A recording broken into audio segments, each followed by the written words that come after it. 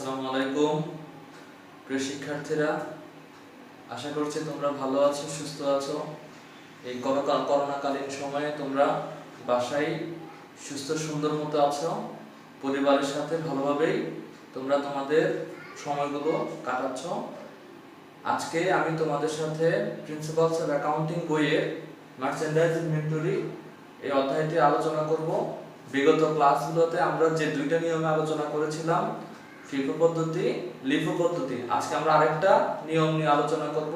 সেই নিয়মটা হলো ওয়েটেড এভারেজ মেথড। আজকে আমাদের আলোচনার বিষয় হলো ওয়েটেড এভারেজ মেথড। এখন তোমরা যারা ফিফো পদ্ধতি এবং লিফো পদ্ধতি করেছো, আজকে মনোযোগ দিয়ে করবো। আজকে ওয়েটেড এভারেজ মেথডটা সেটাও আমরা বুঝতে পারবো। এখন দেখো, প্রথমেই আমাকে যে কাজটা করতে হবে, পরীক্ষায় অ্যানসার করার জন্য যে কাজটা করতে হবে সেটা হলো পুরো প্রশ্নটি ভালো করে পড়তে হবে। পড়ার পর তারপর আমাদেরকে একটা ঘর রেডি করতে হবে। ডেট, পারচেজ অথবা receipt, cost of goods sold অথবা ইস্যু, আর হলো ব্যালেন্স। এই তিনটা ঘর করতে হবে। ঘর করার পরে তোমাদেরকে যে কাজটা করতে হবে, পারচেজ গুলো সব পারচেজের ঘর লিখতে হবে, সেলস গুলো আমরা কস্ট অফ গুডস সোল্ড এর ঘর লিখবো। আর এই পারচেজ এবং সেলস এই দুইটা আমাদের ব্যালেন্সকে প্লাস মাইনাস করব, হয় বাড়াবো আর না হয় কমাবো নিয়ম অনুসারে। এখন দেখো, আমাদের এখানে যে প্রশ্নটি আছে সেই প্রশ্নের আলোকে আমরা বিগত ক্লাসগুলোতে ফিফো এবং লিফো পদ্ধতি করেছি, আজকে আমরা ওয়েটেড এভারেজ করব। এখন দেখো, এখানে খেয়াল করো, প্রথমে আছে বিগিনিং ইনভেন্টরি 400 ইউনিট 8 টাকা করে 3200 টাকা। তাহলে তোমরা নিশ্চয়ই এর আগের ক্লাসগুলোতে দেখেছো বিগিনিং ইনভেন্টরি কি করতে হয়, সরাসরি ব্যালেন্সের করে লিখতে হয়। তাহলে 2016 মে 1 বিগিনিং ইনভেন্টরি 400 ইউনিট 8 টাকা করে 3200 টাকা। এরপর দেখো, মার্চের 10 purchase 1000 unit at the rate of টাকা 9 টাকা 9000। 1000 ইউনিট 9 টাকা করে 9000 টাকা। তাহলে যেহেতু এটা পারচেজ করা হয়েছে, আমরা পারচেজের ঘরে লিখলাম। পারচেজ করা হয়েছে সেজন্য পারচেজের ঘরে লেখা হয়েছে।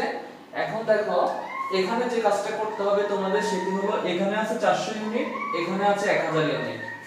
তাহলে ইউনিটে আমাদেরকে যোগ করতে হবে, টাকা যোগ করতে হবে। তাহলে 400 আর 1000 যোগ হয়ে হবে 1400, আর 9000 আর 3200 12200। 400 আর 1000 1400, 3200 আর 9000 12200। এখন এই 12200 কে আমরা 1400 দিয়ে ভাগ দেব। 12200 ভাগ 1400 দিয়ে ভাগ দিলে 8.71 আর সামথিং আর কিছু আসে। এখন এই অঙ্কে আমরা সবগুলো না নিয়ে দুইটা ঘর নিয়েছি দশমিকের পর 8.71। তাহলে এই রেটটা এসেছে কিভাবে, আমি আবার রিপ্লে করছি তোমাদেরকে। এখানে ইউনিট 400 ইউনিট পারচেজ করা হয়েছে 1000 ইউনিট, তাহলে 1000 আর 400 যোগ হয়ে হলো 1400। এখানে টাকা 9000 টাকা আর এখানে 3200, তাহলে 3200 আর 9000 আর 3200 দুইটা মিলে হলো 12200। এবার এই যে এককটা, এই এককটা কি করব আমরা, 12200 ভাগ 1400, 12200 ভাগ 1400 8.71 আর সামথিং কিছু আসে। এরপর দেখো, 15 তারিখ সেলস 1000 ইউনিট। 15 তারিখ আমাদেরকে সেলস দেখাতে হবে 1000 ইউনিট। এখন সেলস দেখাতে হবে, এখানে কিন্তু ইউনিট নাই, রেট দেওয়া নাই, এখানে রেট কত হবে সেটা দেওয়া নাই। তাহলে 1000 ইউনিট আমরা লিখলাম। রেট হবে, সেলস এর রেটটা হবে বিগত তারিখের যে রেটটা আছে সে রেটেই আমাকে সেল করতে হবে এখানে।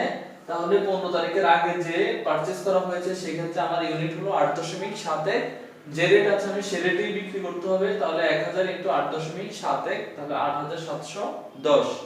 তাহলে যেহেতু এটা সেলস করা হয়েছে তাহলে আমার স্টকটা কমে যাবে। তাহলে আগে ছিল 1400, সেলস করা হয়েছে 1000 আর ইউনিট আছে 400। এরপর ঠিক সেম ভাবে 12200 থেকে 8710 সেল হয়ে গেছে, তাহলে 12200 - 8710, এটা থেকে এটাকে মাইনাস 12200 - 8710, তাহলে হবে 3490।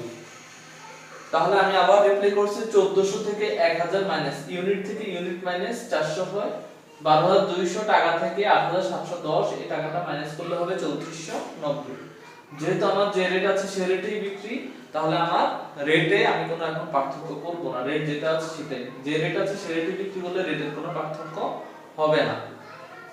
এখন 408.71 3490, তবে এখানে তোমরা এই দুইটা গুণ করলে কিন্তু এটা নাও হতে পারে, কেননা যেহেতু আমাদের দশমিকের পরে দুই ঘরের পরে আরো অনেক সংখ্যা আছে, সেক্ষেত্রে আমরা যেহেতু দুই ঘর নিয়েছি এই কারণে, আর না হয় মিলে যাবে। কেমন?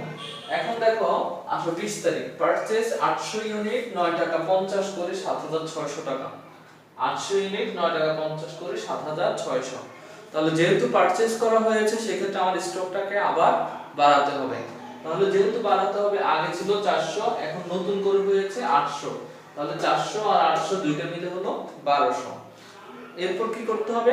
টাকা টাকা যোগ করতে হবে। এখানে 7600 টাকা, এখানে 3490, তাহলে 7600 আর 3490 এই দুইটা যোগ করতে হবে।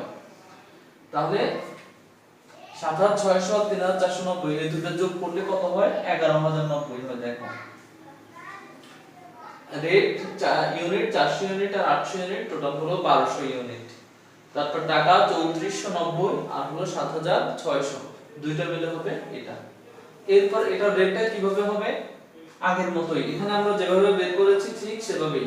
এখানে টাকা কত? 11090, 11090 আর ইউনিট কত? 1200। তাহলে 11090 কে যদি আমরা 1200 দিয়ে ভাগ দেই, তাহলে সেক্ষেত্রে আমার দেখো ক্যালকুলেশন করে দেখো 9.24 এই সংখ্যাটা আসবে। এরপর দেখো আমাদেরকে পরবর্তীতে যে কাজটা করতে হবে সেটা হলো 25 তারিখ সেলস 800 ইউনিট। এখন সেলস 800 ইউনিট, রেট কোনটা হবে? 25 তারিখের আগে যে রেটটা আছে সেই রেট। তাহলে 9.24 আছে, এই 9.24 সেটাই ধরতে হবে। তাহলে 800 গুণ 9.24 সমান হবে 7392। তাহলে দেখো আবার ঠিক সেম কাজ, ইউনিট থেকে ইউনিট যেহেতু সেলস করা হয়েছে আমার স্টক কমে যাবে। তাহলে 1200 থেকে 800 গেলে আর থাকবে 400, আর 11090 থেকে 7392 যদি আমরা বাদ দেই তাহলে হয় 3698। 11090 থেকে 7392 বাদ দিলে 3698। যে রেট আছে সে রেটেই বিক্রি, পূর্ববর্তী রেটেই যদি বিক্রি করি তাহলে আমার রেটের কোনো পার্থক্য হবে না। তাহলে এখানে এটা দিয়ে দিলাম। এরপর দেখো লাস্ট যে জিনিসটা আছে, পারচেজ 600 ইউনিট 10 টাকা করে 6000, 600 ইউনিট 10 টাকা করে 6000। সেই ক্ষেত্রে কি করতে হবে? এই 400 আর এই 600 যোগ করতে হবে। 600 আর 400 যোগ করলে 1000, আর এই টাকা 6000 টাকা আর 3690, তাহলে 9698। কেমন? এই দুইটা হয়ে গেল। এবার আবার এই রেটটা কিভাবে হবে? ঠিক সেম ভাবে 9698 কে যদি আমি 1000 দিয়ে ভাগ দেই, 9698 কে 1000 দিয়ে ভাগ দিলে 9.698 আসবে। 9.698 আসবে, যেটাকে আমরা 9.70 লেখা যায়, অথবা তোমরা 9.69 লিখলেও হবে, কোনো সমস্যা নেই। যদি তোমরা এটা না লিখে 9.69 লেখো তাও হবে। কেমন? তো এই হলো আমাদের অঙ্কটা। এখন দেখো আমাদেরকে যে কাজটা করতে হবে, কস্ট অফ ইনভেন্টরি বের করতে হবে এবং কস্ট অফ গুডস বের করতে হবে। তোমরা নিশ্চয়ই এতদিনে বুঝে গেছো যে কস্ট অফ ইনভেন্টরি কোনটা আর কস্ট অফ গুডস কোনটা।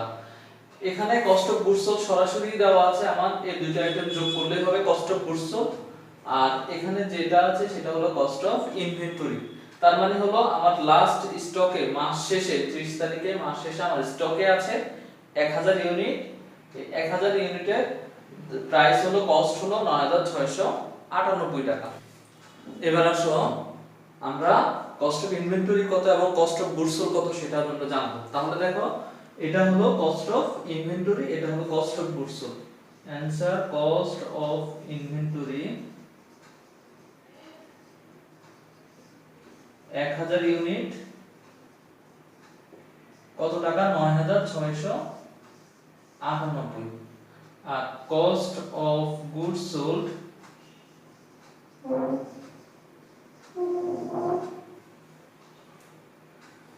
1800 ইউনিট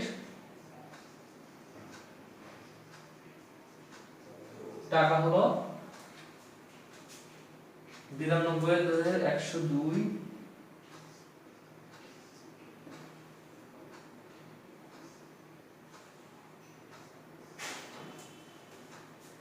16,102 টাকা। তাহলে শিক্ষার্থীরা আশা করছি তোমাদের সাথে এই যে অঙ্কটা আলোচনা করেছি ওয়েটেড এভারেজ মেথড, সেই মেথডটি তোমরা ভালোভাবে বুঝতে পেরেছো। তো তোমরা এই জন্য আরো ভালোভাবে জানার জন্য তোমরা বাসায় প্র্যাকটিস করবে এবং তোমরা এই অঙ্কগুলো আয়ত্তে আনার চেষ্টা করবে। তাহলে তোমরা বাসায় ফিফো পদ্ধতি, লিফো পদ্ধতি এবং ওয়েটেড এভারেজ মেথড পদ্ধতির যে অঙ্কগুলো আছে সেগুলো বাসায় বারংবার প্র্যাকটিস করবে এবং খুব ভালোভাবে আয়ত্তে আনতে পারবে। আর এক্ষেত্রে পরিশেষে তোমাদেরকে যে কথাটা বলবো, তোমরা বাসায় সচেতন থাকবে, সবাইকে, বাসার পরিবারের সবাইকে সচেতন রাখার চেষ্টা করবে। বাসা থেকে বের হলে মাস্ক ব্যবহার করবে, স্বাস্থ্যসম্মতভাবে চলাফেরা করবে, ভালো থাকবে, সুস্থ থাকবে, এই কামনা করে আজকের মতো এখানেই শেষ করছি। আল্লাহ হাফেজ।